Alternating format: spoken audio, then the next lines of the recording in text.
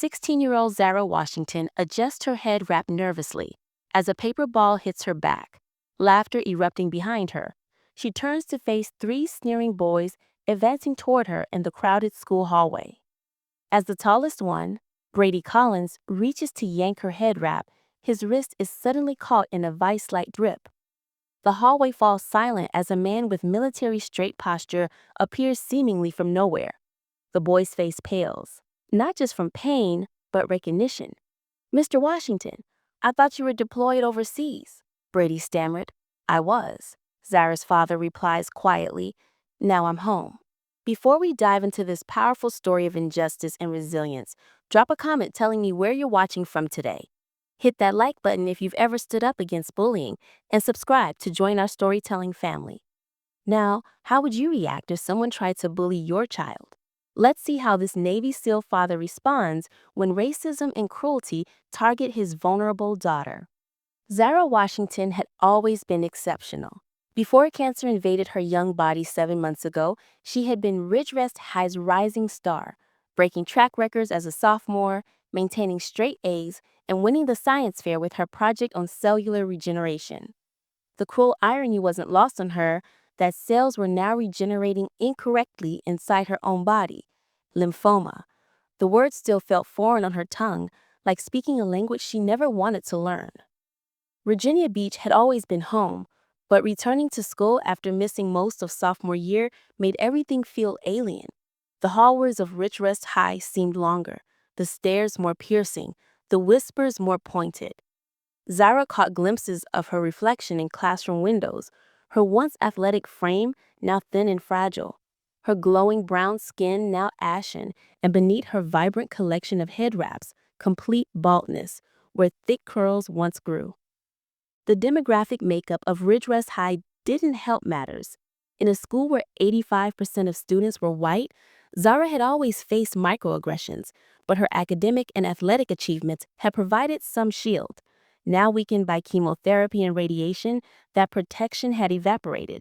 Her former track teammates avoided her like her cancer was contagious. Lunch tables cleared when she approached, and teachers who once praised her now spoke with awkward pity. Only Desiree Mitchell, her friend since kindergarten, remained steadfast. "Don't let them see you flinch," Desiree would whisper, linking arms with Zara as they navigated hostile hallways. But avoiding Brady Collins and his cronies became increasingly impossible. Brady, the 6'2" son of the wealthiest man in the district, had always harbored resentment toward Zara.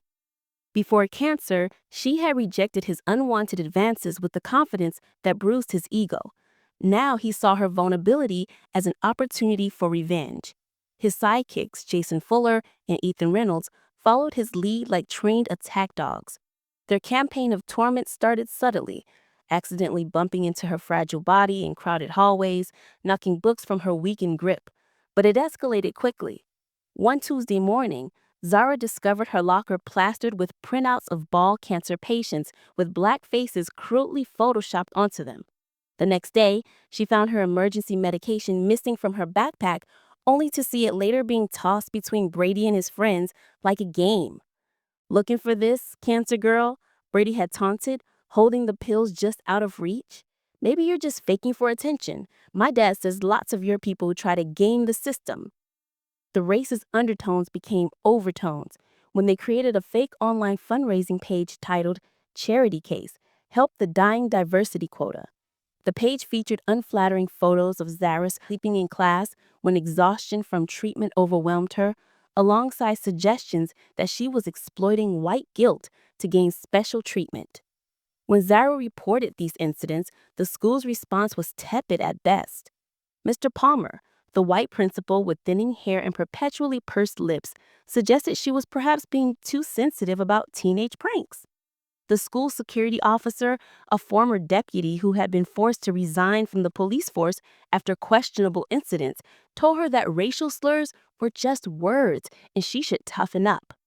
Even teachers who witnessed clear harassment turned blind eyes, unwilling to challenge students from influential families. Zara kept all of this from her father. Marcus Washington was completing his final classified operation overseas. something important enough that even his typically regular video calls had become sporadic. The last thing she wanted was to add stress to whatever high-stakes situation he was handling. Instead, she internalized the pain, watching as her weight dropped further and her lab results worsened. Her oncologist, Dr. Patel, noticed the decline, gently probing about school and emotional well-being during appointments. Your mental state affects your physical healing, she reminded Zara. Is there something happening that's causing additional stress? Zara merely shook her head, forcing a smile that never reached her eyes. As her next round of aggressive treatment approached, depression wrapped around her like a heavy blanket. She began skipping meals, ignoring Desiree's concerned texts, and staring blankly at bedroom walls instead of completing assignments. The bullying was winning, wearing down her will to fight both the cancer and the cruelty. What Zara didn't know was that Desiree's mother, who had helped care for her during Marcus's deployment, had become increasingly concerned. After finding Zara sobbing in the bathroom during a weekend visit, Mrs. Mitchell made a decision. Despite Zara's pleading, she sent a carefully worded message to Marcus Washington through military channels, suggesting his daughter needed him more than ever. The message would change everything. Marcus Washington had faced death countless times during his 25-year career as a Navy SEAL. He'd neutralized threats in countries most Americans couldn't locate on a map, rescued hostages from impossible situations, and survived conditions that would break ordinary men. But nothing had ever terrified him like his daughter's cancer diagnosis. When doctors first uttered the word lymphoma, Marcus felt more helpless than he had during his most dangerous missions. There was no tactical approach to fight an enemy attacking his child from within, no weapon effective against mutating cells. For a man accustomed to solving problems with precision and force, this invisible enemy seemed inconquerable. Yet Marcus Washington never accepted defeat. The discipline that made him an elite warrior now focused entirely on becoming the most informed and effective caregiver possible. Between deployments, he attended every medical appointment, took meticulous notes, researched experimental treatments, and coordinated with military medical specialists. He transformed their modest three-bedroom home into a haven optimized for Zara's recovery. Installing air purifiers, preparing nutrient-rich meals, and creating a peaceful sanctuary in her bedroom. Since losing his wife, Monica, to breast cancer when Zara was 8, Marcus had mastered the art of being both mother and father while serving his country. He learned how to braid hair, discuss menstruation without awkwardness, and navigate the complex emotional terrain of adolescence. His commanding officers had always accommodated his parenting needs as much as possible, recognizing that his dedication to his daughter somehow made him an even more effective operator, someone who understood what he was fighting to protect. Now, at 47, with Salt increasingly overtaking the pepper in his closely cropped hair, Marcus was nearing the end of his active field career. This classified operation in Eastern Europe was meant to be his final mission before transitioning to a training role that would keep him stateside permanently. Then Mrs. Mitchell's message arrived. The carefully worded communication had been flagged as urgent by his commanding officer, Commander Hayes, who knew Marcus's family situation. Washington, something's going on with your daughter. Nothing medical in the update, but read between the lines. Reading the message, Marcus immediately recognized the subtext. Phrases like struggling to maintain her spirits and facing unexpected challenges at school triggered his fine-tuned instincts.